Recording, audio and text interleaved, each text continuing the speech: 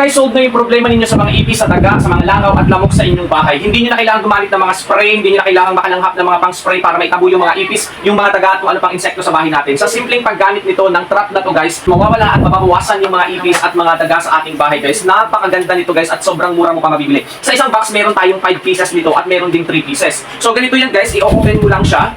I-open mo siya ng ganito. Yan. Pagka-open guys, tatanggalin mo tong dilaw at ibubudbud lang natin to.